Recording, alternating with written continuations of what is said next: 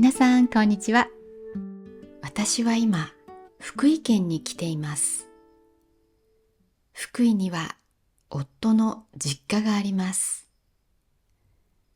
実家というのは両親の家のことです。コロナの時は2年ほど来れませんでしたが、去年からまた毎年夏に来ています。福井県は日本海側にあります。京都や琵琶湖のある滋賀県の北にある県です。福井県で一番有名なのは永平寺です。永平寺は道元禅師が開いたお寺です。永平寺は禅のお寺です。禅のお寺がどんな感じなのか、今日は一緒に永平寺に行きましょう。今私が乗っているのは永平寺に向かう自動運転車です。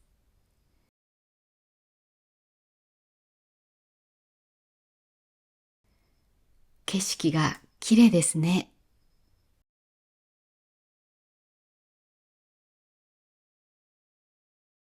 これに乗らなくても永平寺のそばまで車やバスで行けるので安心してくださいね。私は単にこれに乗りたかったので乗ってみました。はい、着きました。すぐそばにはバス停があります。福井駅との直通バスもあります。この信号を渡った道を登っていくと永平寺に着きます。その間にいろいろなお店があります。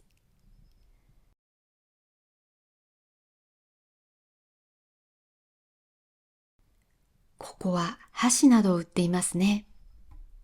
これは若狭塗の箸です。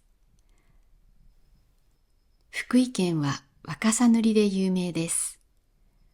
若狭塗というのはこういうキラキラした感じのきれいな塗り物です。漆を使った塗り物です。T シャツに禅と書いてありますね。ここも素敵そうなお店ですね。ここはせんべい屋さんとレストランですね。あちらのお店にも禅と書いてありますね。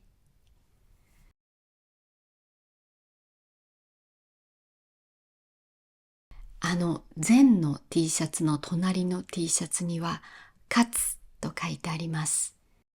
座禅中に修行僧を励ますために棒で叩くことを勝を入れると言います。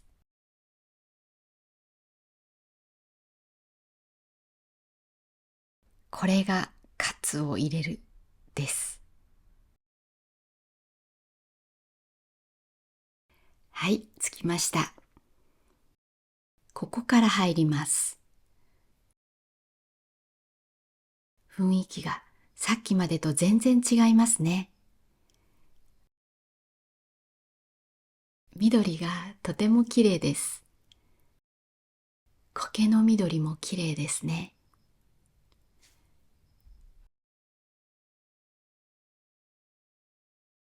これが永平寺の全体図ですね。33万平方メートルあるそうです。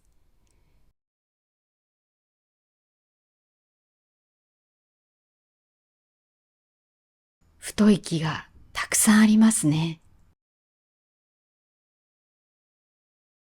これは蓮です。蓮は仏教でとても重要な植物です。入る前に手を洗います。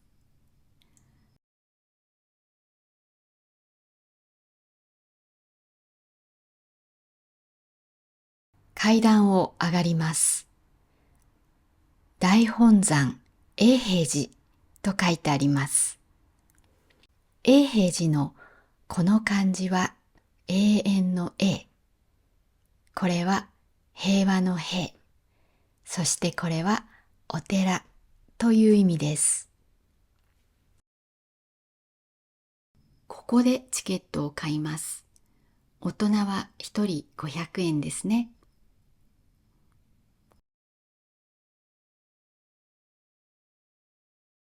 入り口と書いてあります。ここで靴を脱いでスリッパを履きます。脱いだ靴はビニール袋に入れて持って歩きます。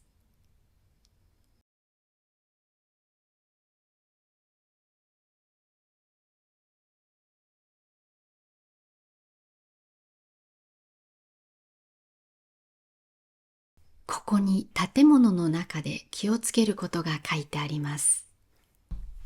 修行僧は撮影しない。帽子は取るなどと書かれています。修行というのは、ここでは仏様の教えを理解するために、精神的にも肉体的にも自分を鍛えることを言います。僧はお坊さん、monk のことです。なので、こういう修行しているお坊さんを見ても、写真を撮ったり動画を撮ったりしてはいけませんということです。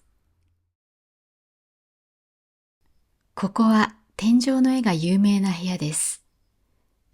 どうでしょうか？迫力がありますね。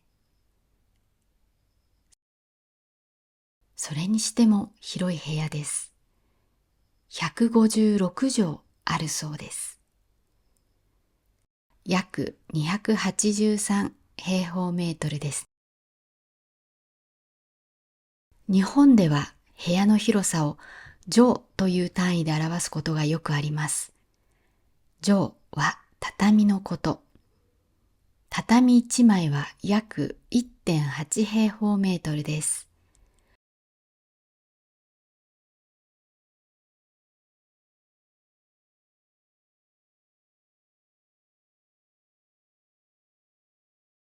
外の石の階段も美しいです。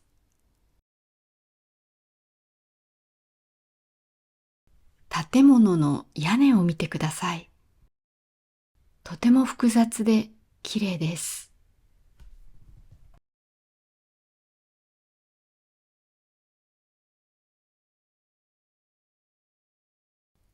永平寺はいくつもの建物がこのような廊下や階段でつながっています。永平寺は1244年に道元禅師によって開かれました。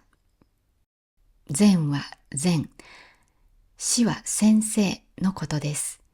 つまり道元が名前ですね。道元禅師は1200年に京都の貴族の家に生まれました。3歳でお父さん、8歳でお母さんを亡くし、世の無常を感じ、14歳で出家したそうです。無常というのは仏教の言葉で、常に同じであるものはないということです。すべては変化する。人は亡くなる。早くに両親を亡くし、大変で寂しかったことと思います。道元は24歳で中国に修行をしに行きます。そこで座禅と出会います。そして1244年に永平寺を開きました。なので永平寺といえば道元であり座禅です。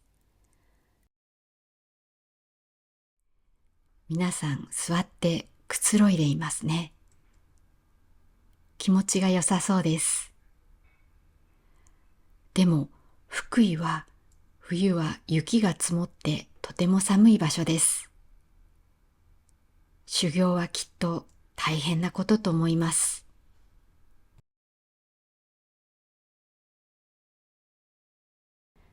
とても長い階段です。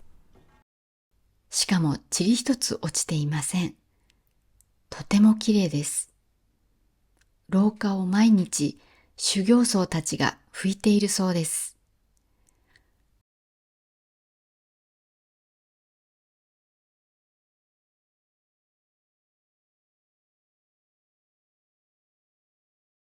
ここは仏殿です。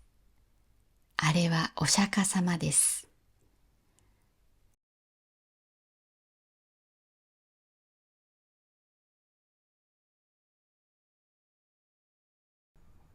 また長い階段が続いています。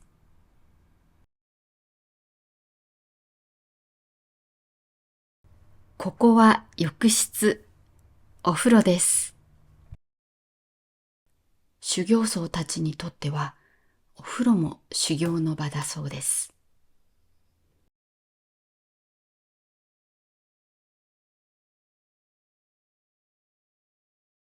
ここは山門です。この山門、こうやって木を組み合わせることで、釘や金具を使っていないんだそうです。すごいですね。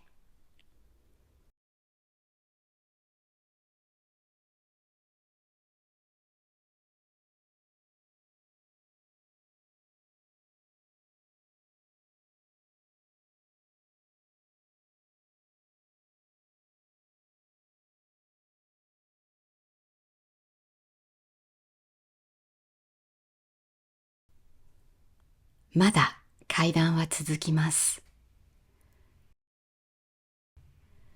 ただこの階段、段差があまりないので歩きやすいです。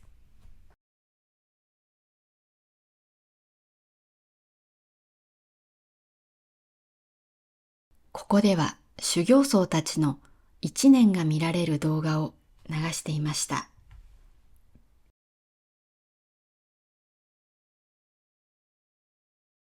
ここは永平寺のお土産屋さんです。お土産でおすすめなのは、ふみちゃん、また YouTube 見てんの？違います。勉強してるんです。スマホで勉強？そう。Japanese Phonetics with ふみだよ。このコース、ピッチアクセントとか網羅とか他では勉強できないようなことが勉強できるの。ピッチアクセント？何それ？美味しいの？お母さん、ピッチアクセント知らないの？ほら、箸と箸とか、虹と虹とか、高さによって意味が変わるでしょ？意味が変わらないにしても、例えば旅行って言わないでしょ？確かに旅行じゃなくて旅行って言うよね。そういうことが勉強できるなんてすごそうなコースだね。名前なんて言ったっけ？ Japanese Phonetics with ふみだよ。みんなもよかったら入ってね。お土産でおすすめなのはこれです。座禅用の座布団です。普通のクッションと違って硬いです。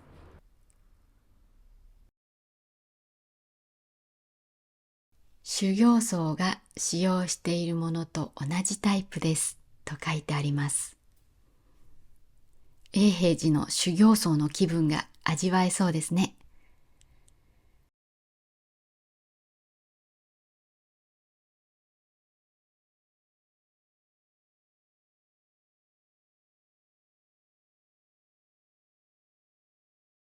帰りはスリッパを戻して靴を履いて帰ります。建物も庭もとても綺麗で雰囲気があって非日常感を味わいました。福井に行ったらぜひ永平寺に行ってみてください。座禅の体験もできますよ。